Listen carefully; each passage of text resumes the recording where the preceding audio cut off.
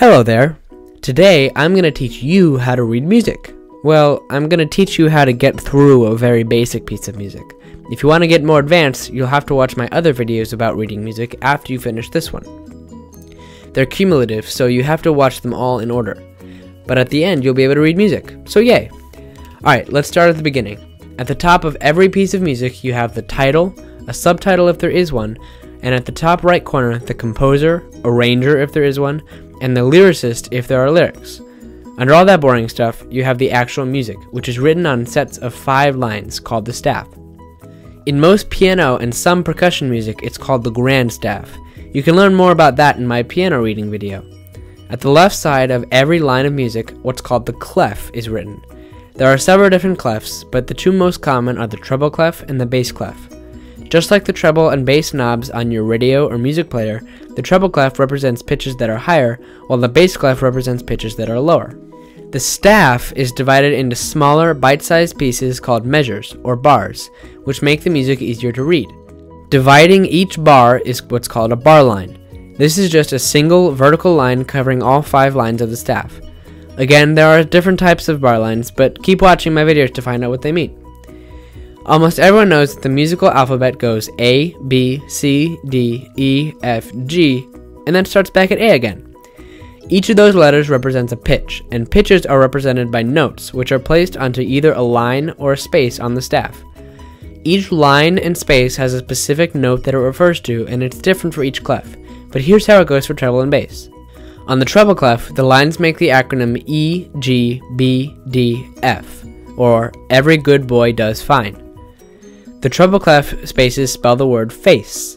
The bass clef acronym for the lines is similar to the treble clef one, but it says Good Boys Do Fine Always, or G, B, D, F, A. The spaces make the acronym A, C, E, G, or All Cows Eat Grass. Of course, there are many ways to remember the notes of the treble and bass clefs. These are just the ones that I learned, and the ones I find easiest to remember. Okay, moving on. Immediately above the first bar, there will be a word or phrase in bold, which tells you how to play the music. It may refer to the tempo, or how fast you play the piece, or the expression, which is what mood you try to evoke when playing. It could refer to both. In this case, allegro refers to just the tempo and means medium fast. You won't always see it, but sometimes there will also be a metronome marking, which will tell you exactly how fast the song should be. In this case, quarter note equals 120, so you should set your metronome to 120. Oh wait, you don't know what a quarter note is yet. Let's get to that. A quarter note is a filled-in dot with a stem, which is what that line sticking up is called. It represents 1 beat, or 1 click of your metronome. A half note is the not filled-in dot with a stem and represents 2 beats, or 2 clicks of the metronome. So if you had a bunch of half notes in a row, you would play every other click of the metronome.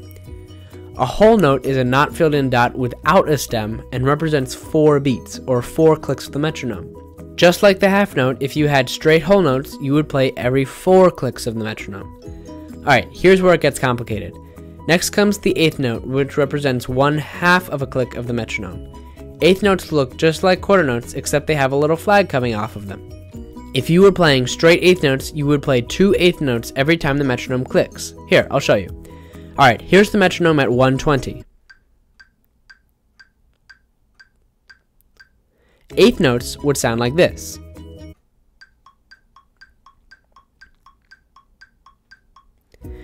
Make sense? There are 2 eighth notes for every 1 click of the metronome, or 2 eighth notes for every quarter note since you play 1 quarter note every 1 click of the metronome. One last thing. If you have 2 eighth notes in a row, you combine the flags like this. Alright guys, that should give you a very basic understanding of how to read music. To learn more, watch my other videos on reading music, but make sure you do it in order, or you might get lost. Thanks for watching, and don't forget to like, subscribe, and comment with something you yearn to learn. I'd be happy to answer any questions you have.